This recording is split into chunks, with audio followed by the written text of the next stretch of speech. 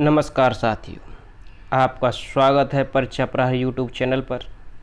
आज हम आपको बाल विकास में टॉपिक व्यक्तिगत भिन्नता के कुछ क्वेश्चन पढ़ा रहे हैं जो आने वाले टेट, सीटेट और सुपर टेट के लिए अति आवश्यक हैं, या कह सकते हैं अति महत्वपूर्ण हैं। आइए, पहला क्वेश्चन, व्यक्तिगत विभिन्नता से संबंधित प्रत्यय पर सर्वप्रथम किस मनोवैज्ञानिक ने कार्य किया? आपके ऑप्शन हैं, आपका पहला ऑप्शन है गाल्टन, दूसरा है स्किनर, तीसरा है प्रिस्टले और चौथा है वुडवर्थ। बताइए।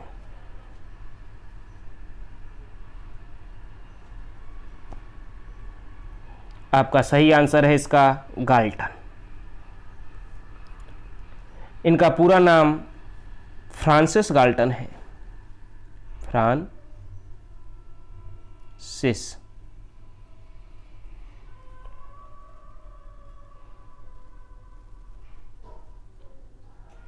इनकी एक पुस्तक है जिसे हम हेरिडेटरी जीनियस के नाम से जानते हैं। Hereditary genius.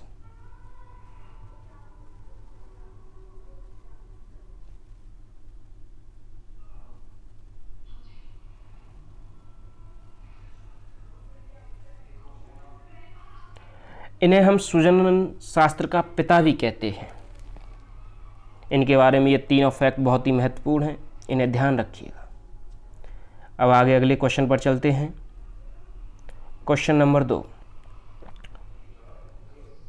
क्वेश्चन नंबर 2 कहता है कि वैयक्तिक विभिन्नता को निम्नलिखित कारकों में से कौन सा कारक प्रभावित करता है? तो आपका पहला ऑप्शन है वातावरण एवं वंशानुक्रम दोनों, या केवल वातावरण, तीसरा ऑप्शन है केवल वंशानुक्रम, चौथा ऑप्शन है उपरोक्त में से कोई नहीं। आप आंसर दीजिए। इसका आपका आंसर है पहला, वातावरण एवं वंशानुक्रम।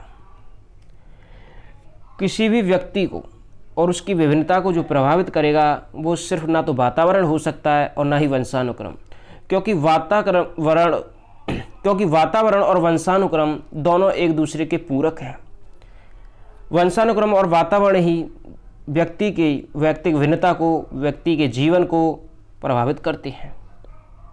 इसलिए इसका ऑप्शन होगा ए। आगे चलते हैं। तीसरा क्वेश्चन है आपका, विभेदक परीक्षण का उपयोग किस मनोवैज्ञानिक ने भारतीय अनुकूलन के अनुसार विकसित किया है? ये आपका एक फैक्चुअल क्वेश्चन है जो सीधा टेट में पूछा जाएगा। क्वेश्चन को दोबारा सुन लीजिए। विभेदक परीक्षण का उपयोग किस मनोवैज्ञानिक ने भारतीय अनुकूलन के अनुसार किया है? तो इसका पहला ऑप्शन है हॉरेस ने, दूसरा ऑप्शन है वालास ने, तीसरा ऑप्शन है जेपी गिलफोर्ड ने और चौथा ऑप्शन है जेएम ओझा। बताइए इसका कौन सा सही है? चलिए हम ही बता देते हैं। इसका आपका चौथा नंबर सही है, जेएम ओझा ने। आगे बढ़ते हैं। Question number 4। क्वेश्चन नंबर 4 कहता है कि सीमा हर पाठ को बड़ी जल्दी सीख लेती है, जबकि लीला उसे सीखने में ज़्यादा समय लेती है। तो यह विकास के ... सिद्धांत पर या किस सिद्धांत को दर्शाता है, या किस सिद्धांत पर आधारित है? तो वैयक्तिक विभिन्नता पर, निरंतरता पर, अंतः संबंध पर, या सामान्य से विशिष्ट की ओर? इसका जवाब आपका ए सही है। देखिए, निरंतरता होती है लगातार चलने वाली, चाहे वो कोई भी इंसान हो, वो हर इंसान में लगातार ही चलती है। जैसे मान लीजिए विकास है, सबसे पहले शैशवावस्था आएगी, उसी के बाद बाल्यावस्था आएगी और फिर किशोरावस्था आएगी। ऐसा नहीं हो सकता कि पहले किशोरावस्था आ जाए फिर बाल्यावस्था आए, एक क्रम होता है, उसी अनुसार चलेंगे। अंतर संबंध का मतलब होता है कि अगर आपको मान के चलिए आपको बीमारी है कोई, यानी मान लीजिए बुखार आया है, तो उससे आपका शारीरिक विकास भी प्रभावित होगा और मानसिक विकास भी प्रभावित होगा। जब आपका शारीरिक विकास ठीक नहीं है तो आपका मानसिक विकास कहाँ से काम करेगा। और सामान्य से विशिष्ट का मतलब होता है पहले हम उन चीज़ों को सिखाएंगे जो आती हैं, उसके बाद उन चीज़ों पर जाएंगे जो नहीं आती। इसीलिए पहले सामान्य पर जाएंगे फिर जटिल की ओर बढ़ेंगे। आइए आगे बढ़ते हैं। आपका क्वेश्चन नंबर 5। क्वेश्चन नंबर 5 कहता है कि कोई व्यक्ति अपने समूह के शारीरिक तथा मानसिक गुणों के औसत से कितनी विभिन्नता रखता है, उसे वैयक्तिक विभिन्नता कहते हैं। यह कथन किस मनोवैज्ञानिक का है? बताइए आप किस मनोवैज्ञानिक का है। हम ऑप्शन देते हैं आपको। ऑप्शन ए है टायलर, दूसरा है जेम्स ड्रेवर, तीसरा है स्किनर और चौथा है थॉर्नडाइक। आपका सही जवाब है इसका जेम्स ड्रेवर। ये फैक्चुअल क्वेश्चन है, ये भी सीधा टेट में ही पूछा जाएगा। आगे बढ़ते हैं। Question number 6। क्वेश्चन नंबर 6 कहता है कि लंबाई, भार, त्वचा का रंग, पैर, आँखों और बालों के रंग में विविधता एवं विचलन को कहते हैं। नंबर ए भावात्मक अंतर, बी भौतिक अंतर, सी मानसिक अंतर, डी इनमें से कोई नहीं। जवाब दीजिए इसका। आपके इसका जवाब सही है बी। क्योंकि बी इसलिए सही है क्योंकि लंबाई, भार, त्वचा का रंग, पैर, आँखों और बालों, इनको हम फिजिकली तौर पर देख सकते हैं, हाथों से छू सकते हैं, इसीलिए ये भौतिक चीज़ें हैं, इसलिए इनमें भौतिक अंतर है। भावात्मक अंतर आप समझ रहे होंगे, गुस्सा आना, क्रोध आना, किसी पर दया आना, ये चीज़ें ये महसूस की जाती हैं, कभी दिखाई नहीं देती। मानसिक स्तर में जैसे आपकी बुद्धि का, वैयक्तिक विभिन्नता का, बुद्धि लब्धि का, इनका अंतर किया जाता है, इसलिए आपका इसमें बी सही है। आगे बढ़ते हैं।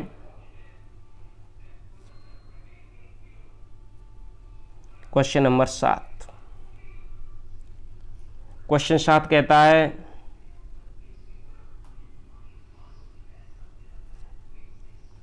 कि वैयक्तिक विभिन्नता के लिए मिलन के संबंध में एक अध्यापक की भूमिका होनी चाहिए। क्या कि वैयक्तिक विभिन्नता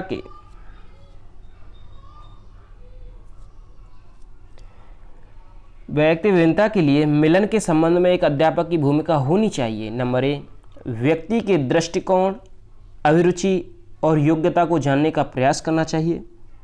व्यक्ति आधारित पाठ्यक्रम को उनकी आवश्यकता के अनुसार जानने की कोशिश करनी चाहिए। ये उपयुक्त दोनों या उपयुक्त में से कोई नहीं। मुझे लगता है आपको इसका जवाब तो पता ही होगा। इसका जवाब है सी।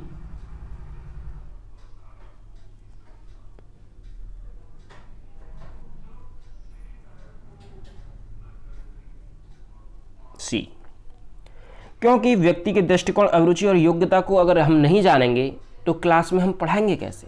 बच्चों की रुचि के अनुसार, अभिरुचि के अनुसार, उनकी योग्यता के अनुसार ही हमें बच्चों को पढ़ाना है।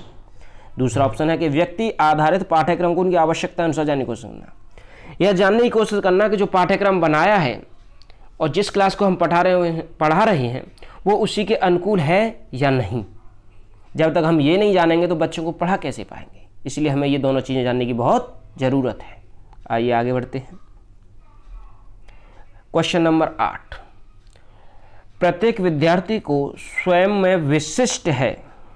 प्रत्येक विद्यार्थी स्वयं में विशिष्ट है। इसका अर्थ है कि शिक्षार्थी में ना तो कोई समान विशेषता होती है और ना ही उसमें कोई लक्ष्य समान होते हैं। पहला ऑप्शन। दूसरा ऑप्शन है आपका सभी शिक्षार्थियों के लिए एक समान पाठ्यचर्या संभव नहीं है। चौथा ऑप्शन, तीसरा ऑप्शन है आपका एक विषम रूपी कक्षा में शिक्षार्थियों की क्षमताओं को विकसित करना असंभव है। और चौथा ऑप्शन है कोई भी दो शिक्षार्थी अपनी योग्यता, रुचियों और प्रतिभाओं के अनुसार एक समान होते हैं। आपका इसका डी सही है। क्योंकि कोई भी दो व्यक्ति योग्यता, रुचि और प्रतिभा में कभी भी एक समान नहीं हो सकते। आपकी रुचि अलग है, मेरी रुचि अलग है, या किसी क्लास में 2 बच्चे हों या अनेक बच्चे हों, उन सभी की रुचि अलग ही होगी। बढ़ते हैं आगे। क्वेश्चन नंबर 9, व्यक्तिगत शिक्षार्थी एक दूसरे से ... में भिन्न होते हैं। ऑप्शन ए, विकास की दर में, विकास क्रम में, विकास की सामान्य क्षमता में, वृद्धि और विकास के सिद्धांतों में। आपका इसका ऑप्शन ए सही है। विकास की दर में 2 व्यक्तियों को ले लीजिए जिनकी व्यक्ति भिन्नता चेक करनी है, वो भिन्न ही होंगे। क्योंकि 2 व्यक्ति इसलिए भिन्न होंगे, कोई भी जुड़वा बच्चे कभी एक साथ नहीं चलते, कोई भी जो जुड़वा बच्चे कभी भी एक साथ नहीं बोलते, उनके विकास की दर भिन्न होगी। विकास का क्रम एक ही होगा, पहले शैशवावस्था आएगा, फिर बाल्यावस्था आएगा और फिर उसके बाद किशोरावस्था आएगा।